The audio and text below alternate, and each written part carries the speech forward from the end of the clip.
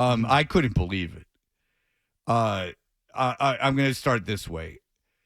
What's the deal with the media and Belichick now? Like, just really, you probably heard it on the way in. Just really campaigning for him. Like, they're perplexed for Bill Lombardi. I know Lombardi's friends with him. All right, but we've been playing a lot of Schefter, and Schefter's like, maybe you didn't hear it. Schefter's like, would you like to hear it? I haven't heard it. All right, no. I heard Schefter, the Detroit discussion. All right, Schefter's had these. Actually, I didn't know Auburn Heights and Auburn Hills were the same thing. So All right, focus, my friend. We're getting to this. All right, so Adam Schefter is he's said already he's compared Belichick to his market to Brady, and you couldn't believe only 2 teams were into Brady. Then he went so far as to compare him to Lamar Jackson from last season. Here is one of the things he said at another point yesterday. This is purely speculative. I want to be very clear. And we're just throwing this out there, having some fun. But we've heard over and over about the possibility that at some point in time, Andy Reid could walk away from football. So if the Chiefs were to win the Super Bowl this year, would that make him more likely to walk? And if he did walk at that point in time and you're the Kansas City Chiefs and Bill Belichick were still sitting out there, would that not be an interesting possibility if that's what Andy Reid decided to do, to go take a run at arguably the greatest coach of all time and to replace one legend with another? Again, we're having fun. All right, and then Greenberg goes, well, you're the most important guy I've heard say that, and this is a rumor. All right, so I just want to ask you, why is Schefter doing all this? Why is he campaigning so hard for Belichick? I mean, I can't jump in his head and tell you why, but I do think the people I've talked to the last 24 hours are stunned that he can't get a job. Like, I think that and it's probably the way Adam's speaking is reflective of that.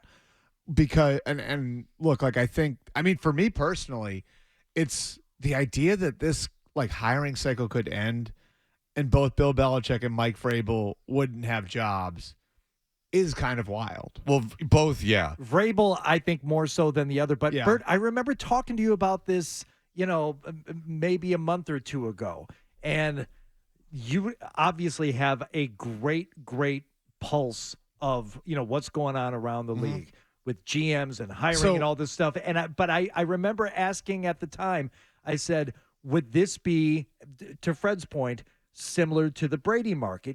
Because Brady only had a handful of teams. I asked, well, what's going to have the bigger market? And I said it was the same, I think, right? I think you said it was the same, but there was some debate back and forth, like 2 teams, 3 teams. But the general consensus was, no, more teams will be in on Belichick than were in on Brady. I thought the dynamic was almost identical. Like, because the reason Brady's market was small was because you had to check so many different boxes to be in it, right? You had to be ready to compete right now because he wasn't going to go to a bad team. A bad team wasn't going to acquire him. You had to be in the right part of the country. You had to have a setup that he was comfortable with.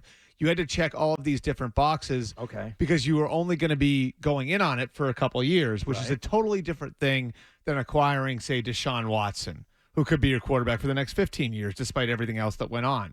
I get it. I do think that one thing that, like, I've given Cap over at NBC Sports Boston credit for pushing me to do this, but he pushed me to do it 2 months ago. God, I went through the gamut there. Wow. Still early. He pushed me. He's like, why don't you take a few days for the show on Sunday and try to figure out what Belichick's market is? I'm like, okay.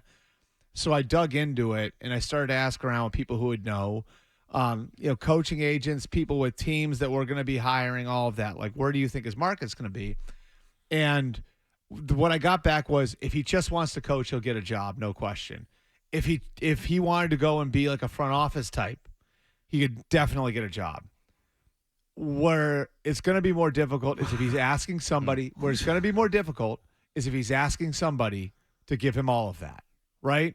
So, in other words, could he come in and be like a Bill Parcells type of figure for someone? Sure. What do you say front office job?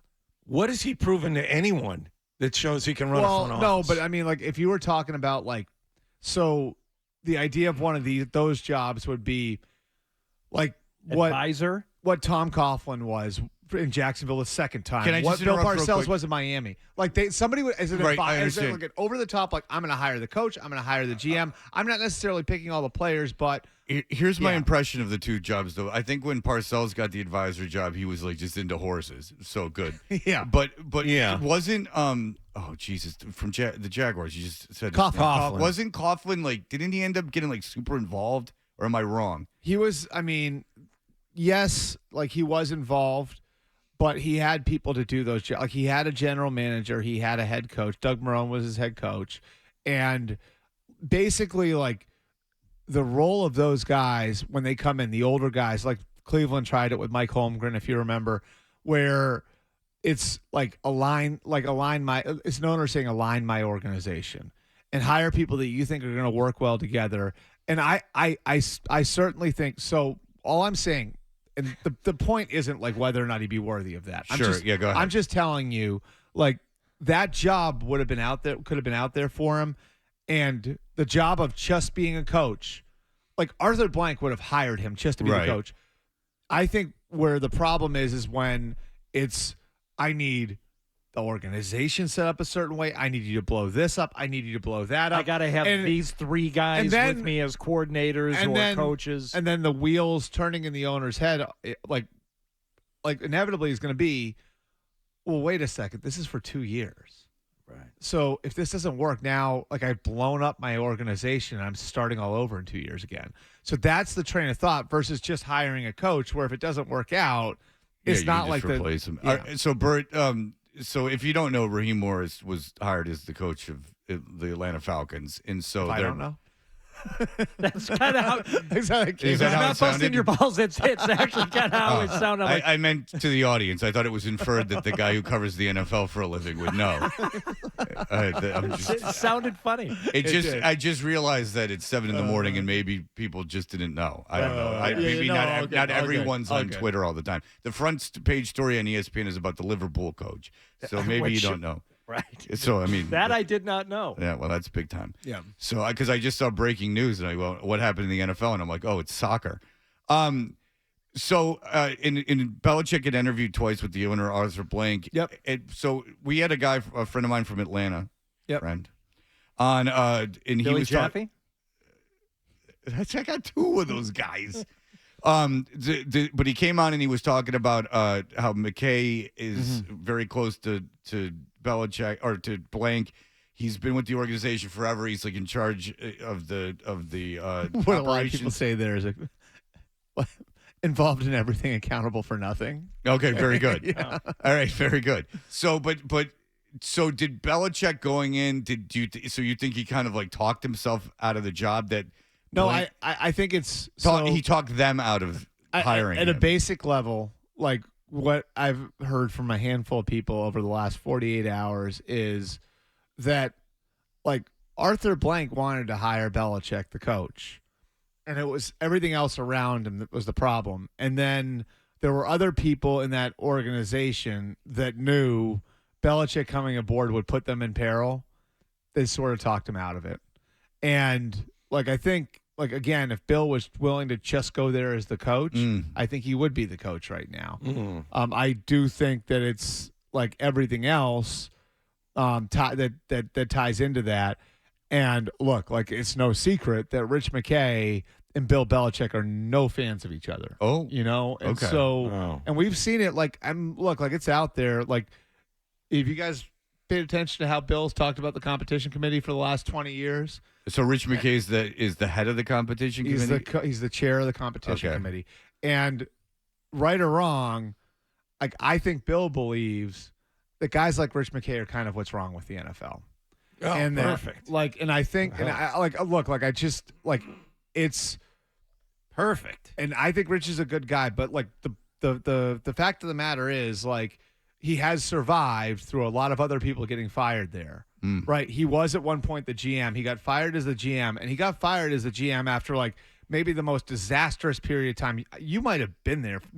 I think that was after you left, but it was like the Bobby Petrino, Michael Vick year. He got fired after that, and 15 years later, he's still there, and he's survived Thomas Dimitroff, Mike Smith, Dan Quinn, Arthur Smith. like all these guys washing out of the organization over the years.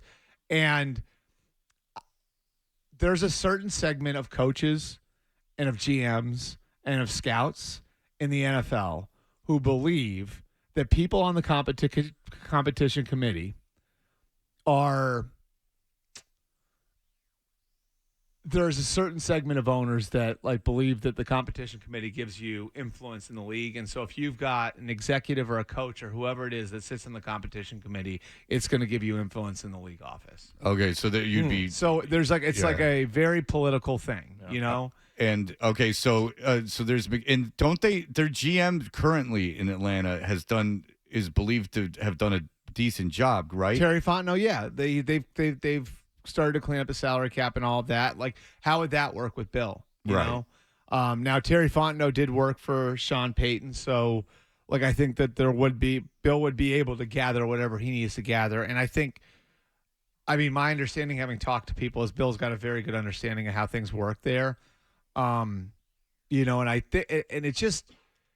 it's like, here's the other part, right? This is like why Mike Zimmer couldn't get a job for a lot of years. Because Mike Zimmer would go in when he would interview for jobs, right? Mike Zimmer's a really good football coach, despite the way it ended in Minnesota.